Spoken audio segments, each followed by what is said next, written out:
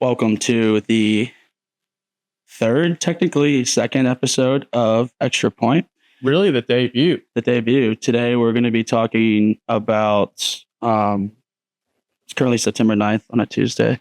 We're going to be talking about college football week 2 recap. We're going to be talking about NFL week 1 recap. Let's get into it, why don't we? Before we do that, let's just quickly let's introduce ourselves. Oh yeah, we can introduce ourselves. Yeah, sure, but before you go first, Mr. Ocho Hayes. Yeah, so I'm DJ, senior at Georgia College here, still a student. Been here, transferred in my sophomore year. I'm a marketing major. Love sports. I'm a kind of a college football guy. I'm a Georgia Bulldog guy. I wish I could be more included, in the NFL world. I'm trying to, but I'm kind of here for the, you wouldn't call it expertise, but just more of the kind of opinions on college football. Yeah. Great to meet you, Mr. DJ. Pleasure to be here. I met you, but yeah. I'm Will. This is something that we've kind of wanted to do for a while now. Both college students. Both college students at Georgia College. Fun fact, we met here about 2 years ago. 2 years ago. And he's really into college football. I'm really into NFL. We're both really into football, basketball, baseball. Both huge Braves fans. All those kind of things. And we just kind of wanted to come out and just talk and just start a little podcast. Yeah, absolutely. So that's us. Let's get into episode 3 of the Extra Point.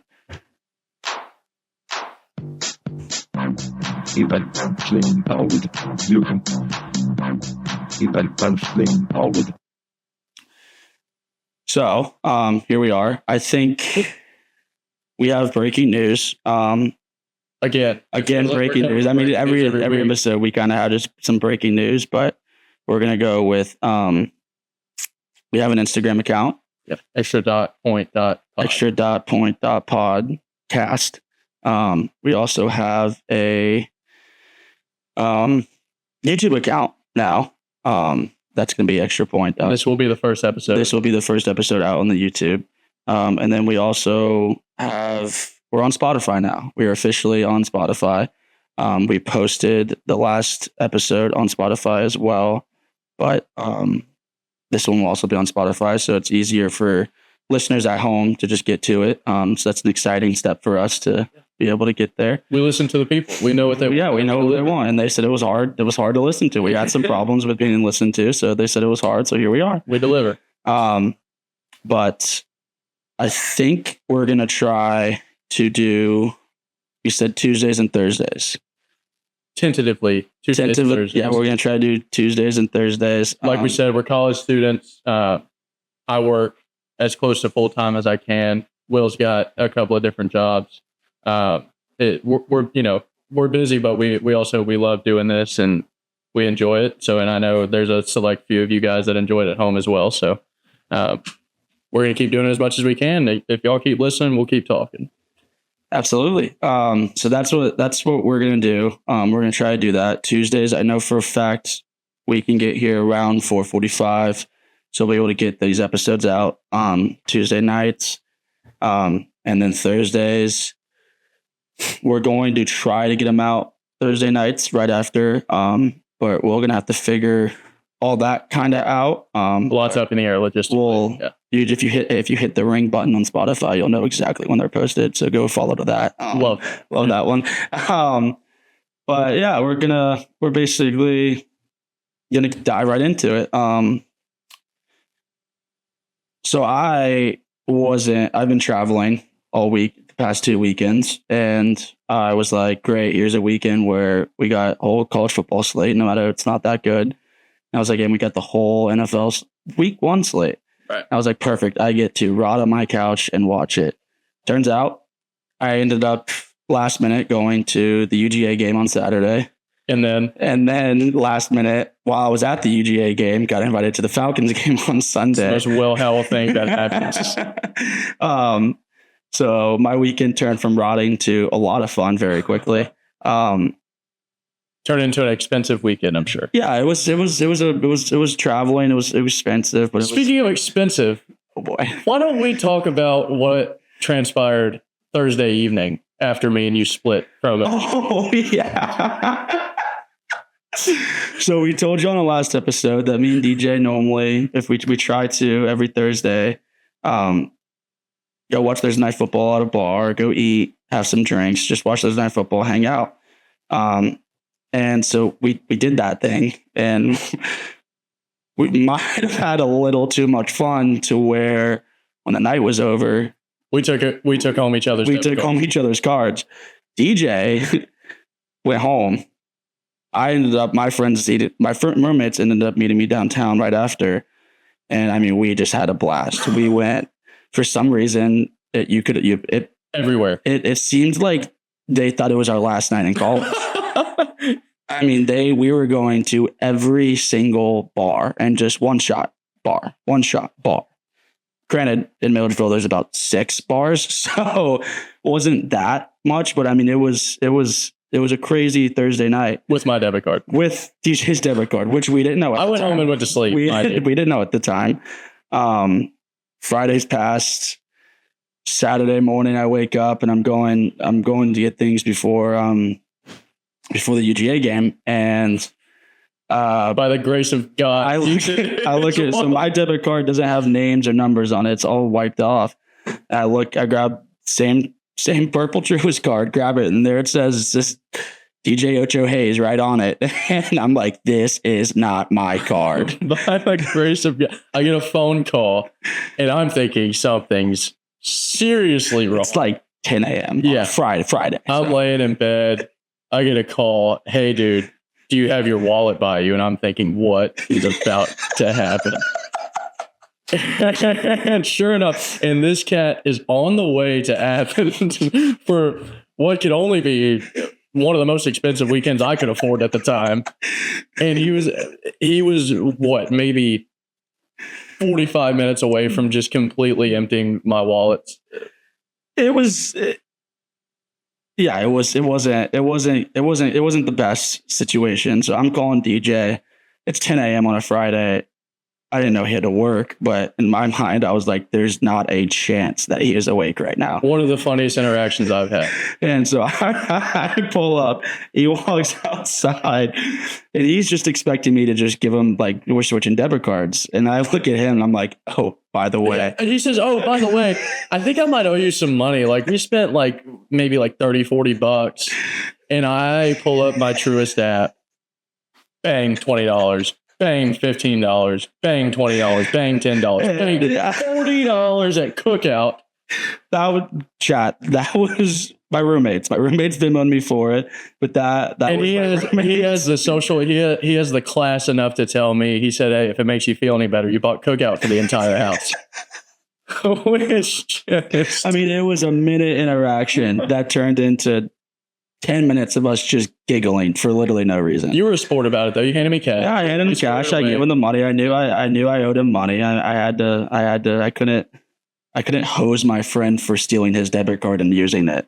Couldn't get through an episode without bringing that up. That completely forgot about that. Seriously, the most fun I've had. The best way I could think of starting a Saturday morning. Back to football.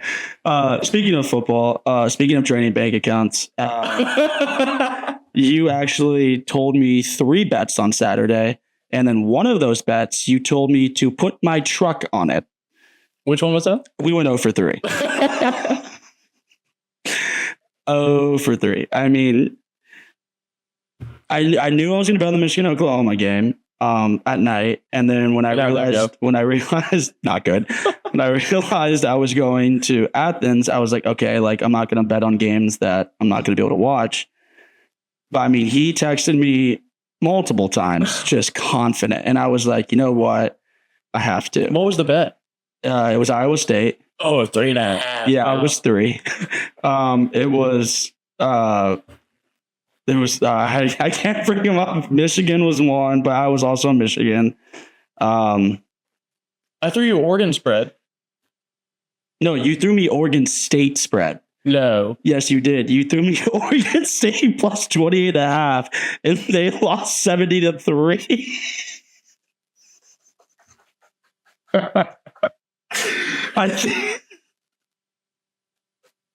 I mean, it was unbelievable. The Iowa State game, like I was with my buddies, and we were at the Georgia game. The Georgia game was a snooze fest. Okay, I feel bad about that. And we were 100% meant to say Oregon. We were putting it on, and like we were checking the scores whenever, and I was like, okay, Iowa State, like this is a close game, like whatever. That's not a bad bet. And I was like, oh, check Oregon State for me. It was like 43-0 with 4 minutes left in the second quarter. It's a typo. I was like, oh no. Let's get into some. I'll start calling you for information like that. Appreciate that. It's horrible. You might be on like put your truck on this bet ban for like a few weeks. I'm grounded. He's grounded. He's in timeout. I'll stay in the corner this week. But let's get into some college football. I'm not talking about Auburn, Ball State. There was sorry, just fixing some technical difficulties. There was some. Talked about it real quick. There was not really a lot of good games on at all this weekend. I really don't want to talk about Georgia Austin P either. Yeah, I know. A weird game, right? Rain delay. We decided we're going to talk about. Our two teams, Iowa State, and Michigan, Oklahoma. And Iowa State was a lot of fun. It was a good game. We'll get into Auburn, Ball State real quick. Something could be brewing on the Plains. That place was one of the most electric places. It was Ball State. Granted, it was a night game, but I mean, it looked like an SEC matchup and Jordan Hare that night. I said last episode, I don't want them to run the ball. I said, let Jackson Arnold just throw it. If he throws 4 interceptions, who cares? Let him get the confidence. Let him get the interceptions. Let him get his receivers involved before we get into SEC play. And I mean, they did that. He went 24 for 28 with 258 yards and 3 touchdowns. I mean, that's about everything I can ask for my quarterback who's trying to gain confidence in 3 quarters. I mean, for a guy to be able to go into Ball State at prime time at night, I mean, something's got to be working. I mean, that's got to show some promise. It's a scrappy Ball State team they got this year too. I mean, that's no knock against Auburn there. And then, yeah, I mean, it was a blowout game. It should have been a blowout game, but we coached it the right way. I like letting Arnold just get him confidence. It's a blowout win, but I'm actually kind of happy with this win. Just kind of the atmosphere, what everyone's kind of thinking down there on the Plains and everything like that. I mean, it seems like Hugh Freeze hopefully has something going. And I'm excited about that. And then also Bruce Pearl and the Final Four team was in the stadium. They got recognized. I think they got some type of ring or some type of. Yeah, it was a really cool little presentation they did. Yeah. So it was cool all the way around. Such a class. It was really cool. But we'll go on to UJ versus Austin P. Whatever. Yeah, Austin FCS. Yeah, it was. I mean, it was a weird game. You kind of just you don't want to mull over too much. You don't want to think about it too much. Obviously, we saw some areas for improvement. We were struggling in the red zone, and we were struggling with goal to go against an Austin P team, an FCS team. So, but like I said, weird game, nasty weather. No one really wanted to be there after the rain delay, I don't think. But I mean, we got it done. I'm sure they've got some things that they're going to look at and be able to work on. Definitely some fine tuning that needs to be done this week, though. Gearing up kind of into more of a competitive schedule. That's kind of all I really did. Yeah, I mean, I was at the game. I was with 2 Georgia fans, 1 Michigan fan. The one that said 5 points was way too much. What did you check on him? Yeah, I need to check on him. He's doing. But I mean, it was a cool environment. I love like going to stadiums and seeing all this different things and everything like that. So it was really fun. It was a cool environment. But I mean, in the nicest way possible, Georgia looked horrible in the first half. Sloppy. I mean, you're first and one with 25 seconds left, no timeouts, and they can't get in the end zone. Yeah. They got booed off the field at halftime, which I thought was kind of cool because boo birds are pretty cool. I like when people boo. It's fun. But I think Georgia will be fine. I mean, they have Kirby Smart. They're the best coach. So, I mean, they got a rough game coming up, but Kirby Smart will have them ready. What would Iowa versus Iowa State? We kind of already touched on it. I mean, it was a fun game, low scoring, which kind of I think everyone knew, just always, from that rivalry's history. Really good Iowa defense, which they always have. Rocco at Iowa State at quarterback. Still, I mean, he was a little bit shaky, didn't show as much, dominance as we saw weeks 1 and 2. Weeks, I guess, for them 0 and 1. But I mean, it was, I knew it was going to be a low scoring affair. I knew it was going to be a gritty little matchup, and it was fun to watch. Definitely going to keep an eye out on Iowa State. I think they got something special this year. Yeah, it was one of these are one of the games that I couldn't really watch. We definitely kept looking at the score and keeping updated, but from that game, it kind of I feel like it was kind of a gritty win from Iowa State. I think they could be pretty good this year. Yeah. I think they got some good things going over there. Their head coach is really good, so I think they'd be pretty good this year. And then the main event, which I guess it was a pretty good game. We were Michigan versus Oklahoma. Yeah, I'll say this up front. I wish I watched more of this game. I caught a lot of the second half, but I watched it with that Michigan fan. Tough. Great atmosphere, Oklahoma. That was cool. My guy Trey Young was there doing the guest speaking, game day, everything like that. I didn't think he was going to bring that kind of energy to game day. That was fun though, seeing him. Yeah. He did good last year too when they brought him on. But it was a fun game. I honestly, taking away this game, is Michigan still doesn't only have a throwing offense. But I mean, I think they'll be okay. I mean, I don't know. I mean, is Michigan like bad and Oklahoma's very good? I don't know. I mean, it's still week 2. It's week 2. I mean, their defense, Michigan still.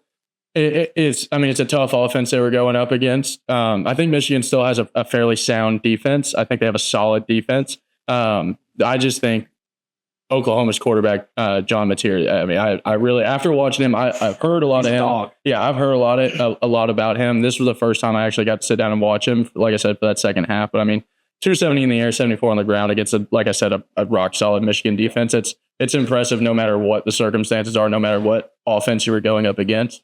That's fun numbers to be able to watch, and for him to be able to showcase. I think he turned a lot of heads this week, for sure. It was a fun game, cool atmosphere.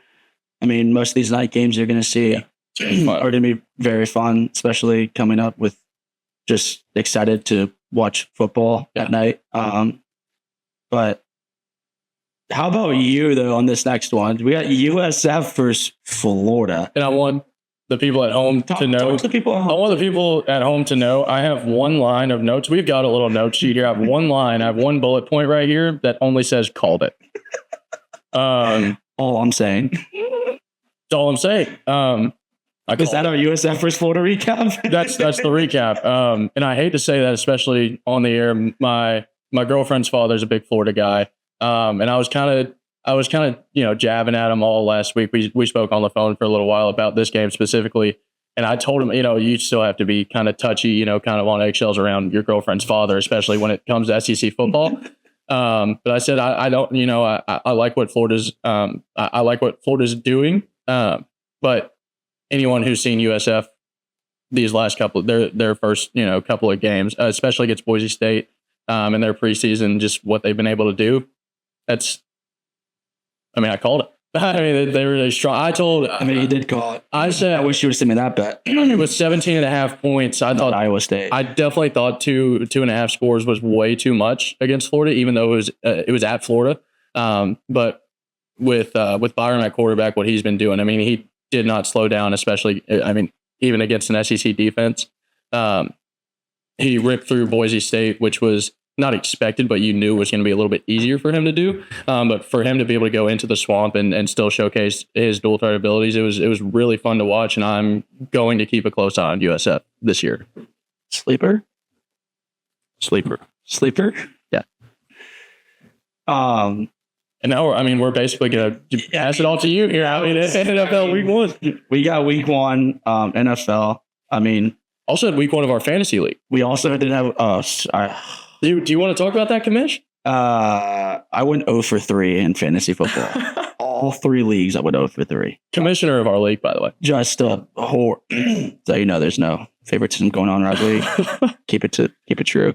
Yeah, I just went.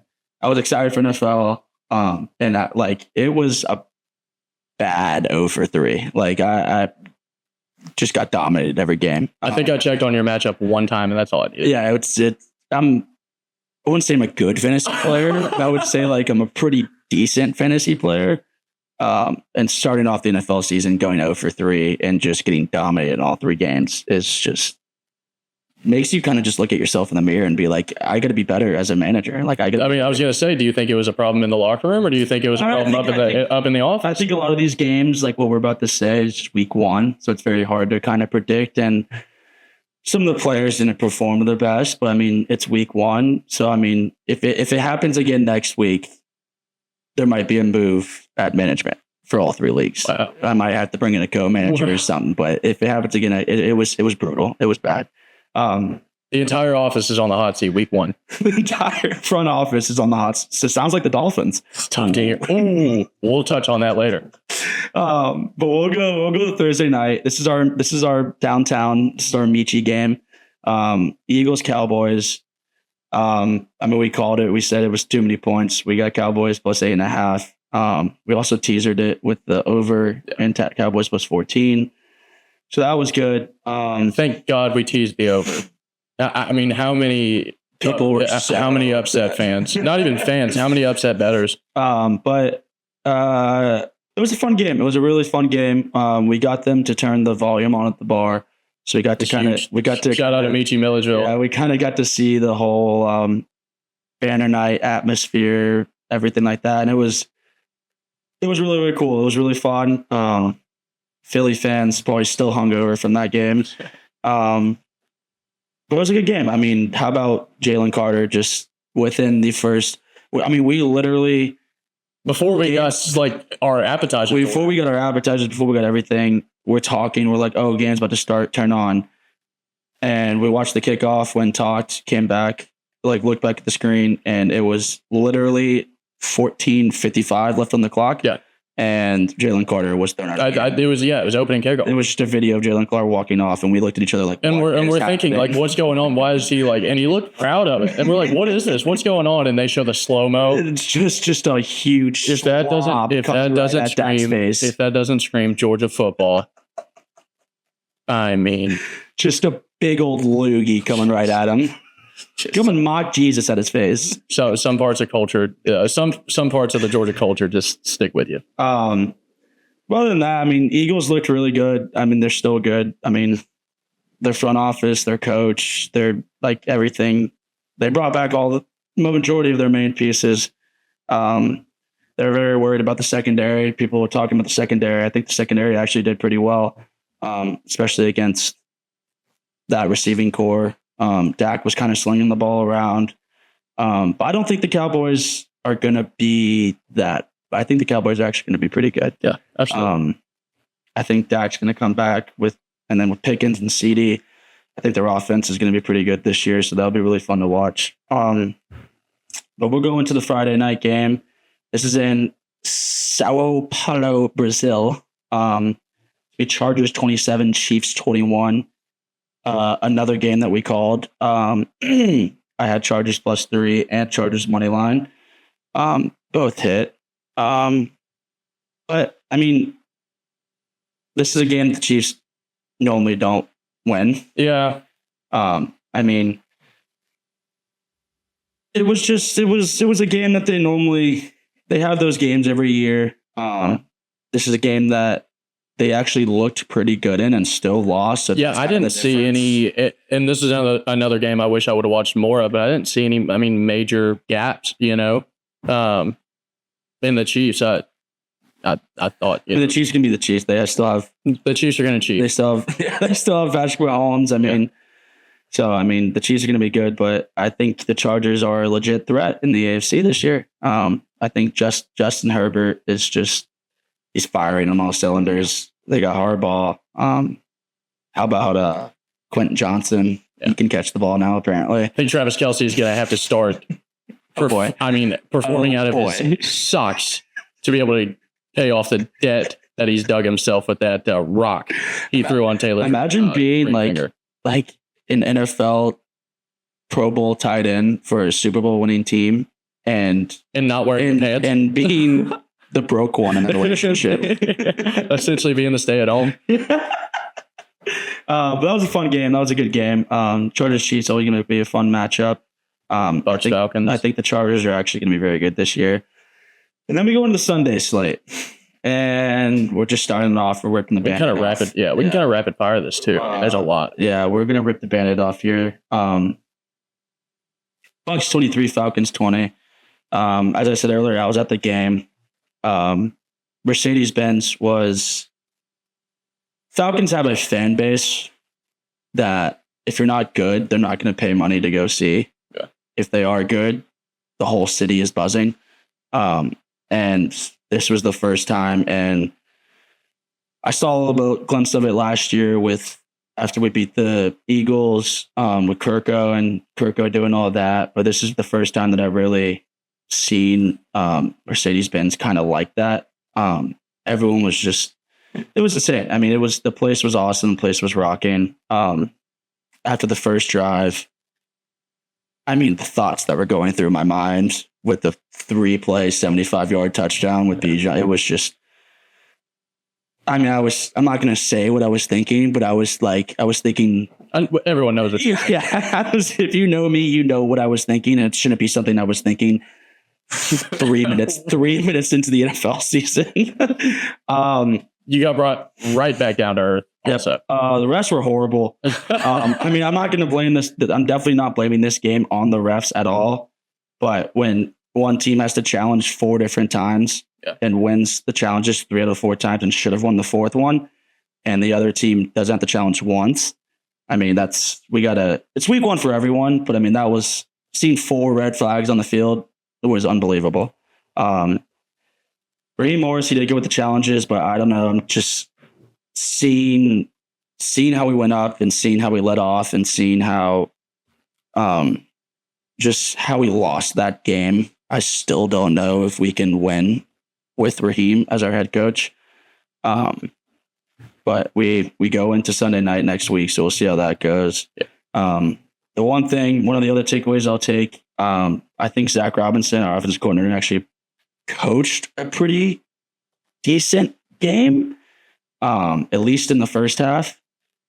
But the amount of 3rd and 1s and 4th and 1s we had were unbelievable. And the fact that we kept running the pistol out of 3rd and 4th and 1, why in the world, if you're a yard short or an inch short from the first down, why do you back your quarterback and your running back up 5 more yards to try to get the first down? Every single 3rd and 4th one was pistol formation, and we didn't get it. We never got it once. It's a definition of insanity, dude. It was unbelievable. That really upsetted me.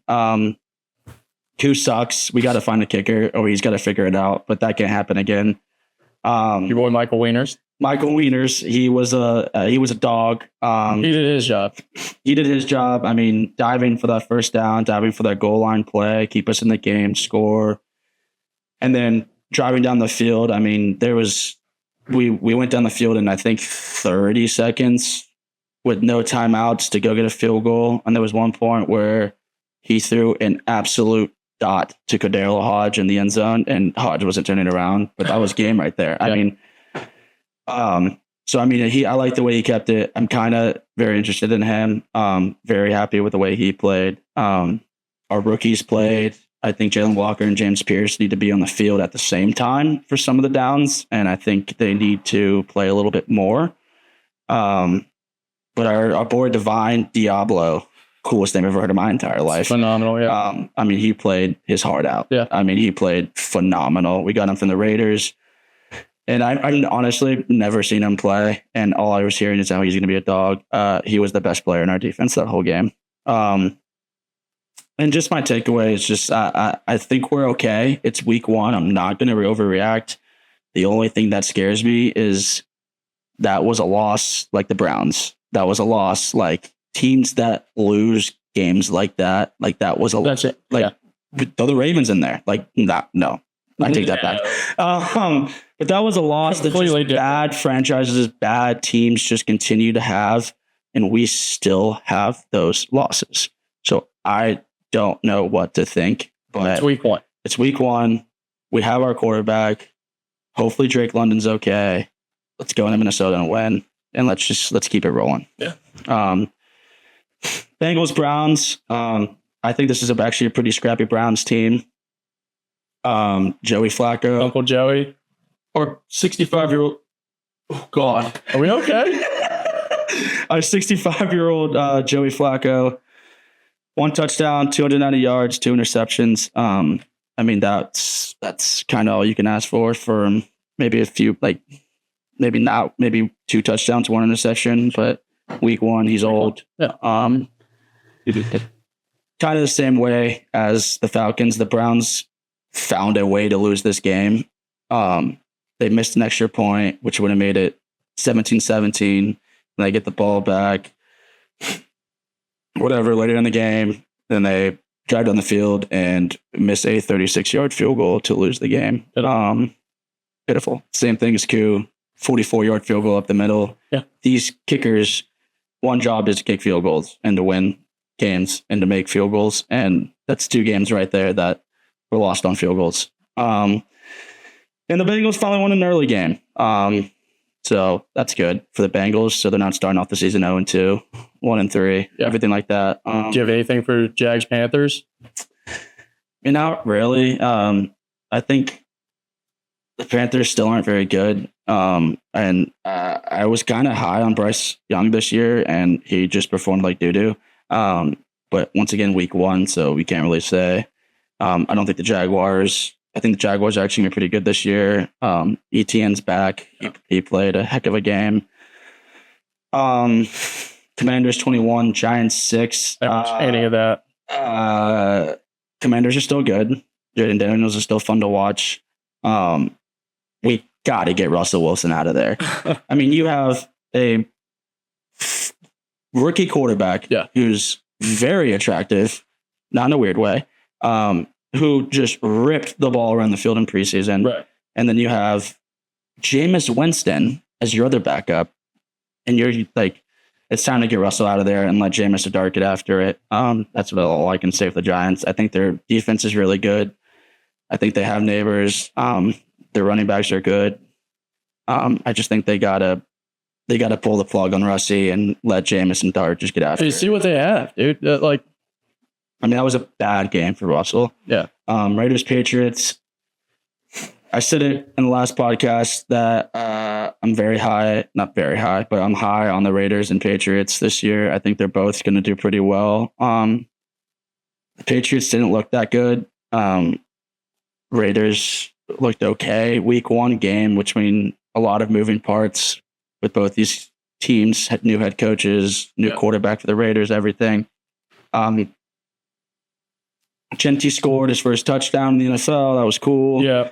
Gino ripped the ball for 362 yards. Gino did look good. We're gonna have to start rapid fire. We have shout out intramurals, shout out Georgia College Wellness and Recreation. We have bucket golf at 6:30, so we got to get going. We got Cardinals Saints. Saints suck. Cardinals aren't horrible. Marvin Harrison looked good. I have no idea if Kyler Murray is still good or not. He played good, but Saints are horrible, so who knows about that. Steelers Jets.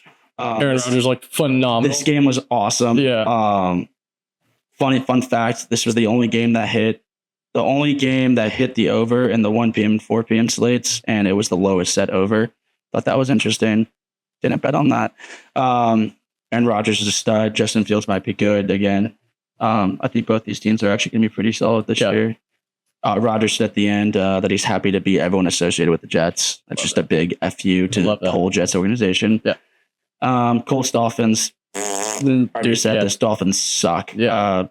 Tyreek, if Tua and McDaniel aren't gone in the next few weeks, Tyreek's gone. It's just not good in Miami. Colts might be pretty fun. Danny Dimes might be back. So it'll be interesting. I think the Colts will be a fun team. Dolphins, they gotta clean house. They gotta get rid of some things. 4 p.m. slate to be a 49ers Seahawks. It's a big win for the Niners in Seattle. Pearsall looked good, as you know. He got shot. Not a good game for Seattle offense at all. Another low score. A lot of lower scoring games, but week one kind of should have expected it. That's a great. Niners didn't play good, but that's a really big and gritty first win for them. Sure. Broncos Titans.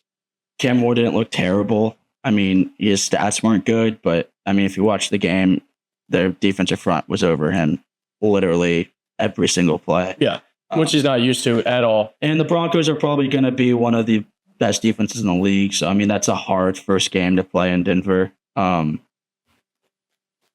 Broncos didn't look the best, but I mean, it's still week one. I think they'll keep getting better. And I think they actually have a shot of making some real noise in the AFC. Yeah. Called the Titans team total, banged. That's the only bet that I won in the first slate, 1 p.m. and 4 p.m. We got Packers, Lions. Packers just look unstoppable. Lions looked horrid. I mean, looked horrible. Week one, they lost their offensive coordinator, they lost their defensive coordinator, but they just looked bad. I mean, I think they will figure it out. But I mean, the Packers, they just looked good. And Micah Parsons' first sack was so cool. Like, that was fun. Watching him, like, everyone saw him get out there. It's like seeing it all come together. Yeah. Watching him chase down. It was worth it. Watching him chase down Jared Goff and the whole stadium start getting, that was sick. I think the Packers are going to be a very good and extremely dangerous team. Rams 14, Texans 9. This was just a week one game between two solid teams. Big win, big gritty win for the Rams. It's fun to watch Matthew Stafford and Sean McVay play with each other. Well, coach, boss. It's fun to watch Sean McVay coach Matthew Stafford. Shout out Olench FX. We'll clip that. Facts. And then Nick Chubb looked really good.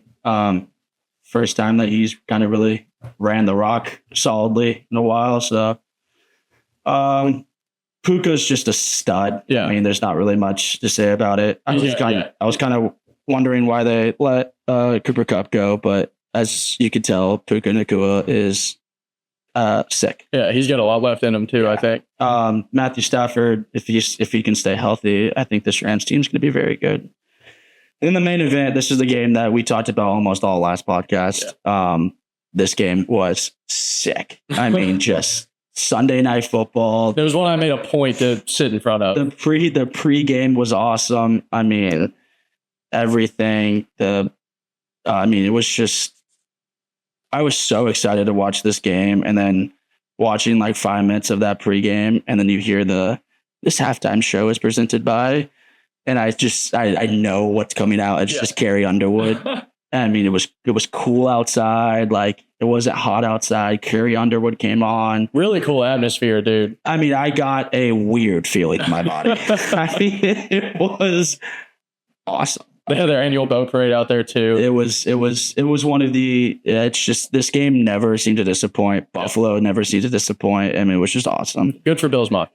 Derrick Henry's not human. I mean, 18 carries, 170 yards, and 2 touchdowns. I think he was over 100 early in the second. I mean, it was unbelievable.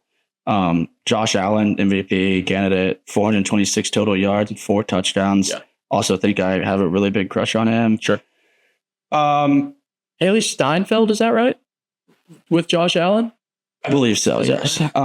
Good for Haley Steinfeld. And then we'll touch on these. Well, the kid pushing Lamar, that was funny. Yeah, that was Lamar just like, don't ever touch me again, and just shove that kid 3 rows up. And then we get into this, which I'm gonna have to kind of speed in my parlay mishap. But I had a you ever heard about this? Wait till you hear about this. I have a Can't wait. 5-leg parlay, one of the ones that we place for Thursday Night Football. Everything, it's $12 to win 500. Just a grocery list parlay. Every 5 legs. Everything hits. And Bills get the ball back. Minute left. No timeouts. Oh, you did. I need Josh Allen 3 rushing yards. I'm like, I stopped in my track. I'm thinking in my mind, I'm like, he's not going to run it. And I was like, oh, wait, like if he gets pressured, like he might do one of those things where he runs for a few yards and gets out of bounds just to keep the play. I stopped in my tracks reading this. Everything like that. I needed Josh Allen over 32.5 rushing yards. He runs it, gets 4 yards. I'm at 35 rushing yards. In my mind, I'm laying in bed by myself watching this game. And I'm thinking about like the grocery run you're going to go on with this money. This is $500 on week 1. And then they have a big play. I'm like, all right, it's fine. Big play is fine. They're kind of in field goal range. They're just going to run it, spike it, field goal, see what happens. Right. They throw it again, get down to like the 15-yard line. Yeah. And I'm started looking around thinking that someone's in my room with me. Like, are you seeing this? Are you seeing what I'm seeing? Please, God, tell me someone's seeing this. And it's just Ravens call a timeout. And my whole mind's like, they're going to need it. They're going to need this ball. They're going to need it. And need it 3 times. He finished with 31 rushing yards. 31. Miserable. But I put money on the Bills money line, and then I had a bunch of money on live bets from the Bills. So I still won a good amount, but I mean, just seeing like $600, $700 in it would just would have been green, just would have been so cool. And then we had the Monday night game. That game, I mean, what a Sunday night football game. Week 1, I mean, best thing you could have asked for. Then we had the Vikings-Bears game. Bears. Vikings 27, Bears 24. First half, Caleb Williams looked sick. Looked like he was back. Yeah. I mean, he was doing the reads. The offense looked good. Working Soldier Field. What did he start? 10 for 10? Yeah, Soldier Field was just rocking. Yeah. I mean, everything looked good for the Bears. And then JJ McCarthy had his war paint on. And he just decided after halftime he was tired. It's my time. He was tired. Watch this. And he just took over. I mean, that touchdown they had to take the lead with a few minutes left, and watching Kevin O'Connell come on the field and just fist bumping, getting hyped, JJ talking trash to Bears fans. Yeah. It was electric. It was. I mean, you couldn't get better than a Sunday night football game, but it was a good Monday night football game. It was fun, yeah. Says never thought JJ would succeed at this level. I mean, for the energy he was showing, the energy is what you got to look for. If you can be that guy at such a young age, that's exactly what you have to do. You have to go out there, put your guys on your back, knowing it's your time to kind of take control of the pace of the game, and that's exactly what he did. It was good. Kevin O'Connell's a quarterback coach. I mean, the way they were treating JJ was just like, he's our guy. In the first half, everyone's kind of looking around like, what are the Vikings doing? Yeah. Why did they? And then second half, JJ came out and it was unbelievable. Yeah. Adam Thielen and Justin Jefferson were back together. Saw a pregame video of them dancing beforehand. That was pretty sick. Best friends back. But that kind of wraps up our recap. We're going to do another episode Thursday. We're going to shoot for Thursday. And we're kind of going to preview the football games and everything going on this weekend. We got a big college football slate. Yeah. It's finally kind of starting to kick into gear. We got a good NFL slate again. So we'll be back. Definitely check out our Spotify. It'll be in the link in our Instagram. Our Instagram is extra.point.podcast. We have a TikTok too. So we'll be posting some clips from, and hopefully, I don't know how realistic this is, but hopefully we can get this video out tonight or tomorrow morning. Yeah, probably tomorrow. YouTube video probably won't be edited, but hopefully we can get it out. But yeah, thank y'all for listening. We'll see y'all Thursday. Thank y'all. Any signing off words, DJ? This was fun. This was fun. It was a good time. Let's do it again sometime. Let's do it again. See y'all. Yeah.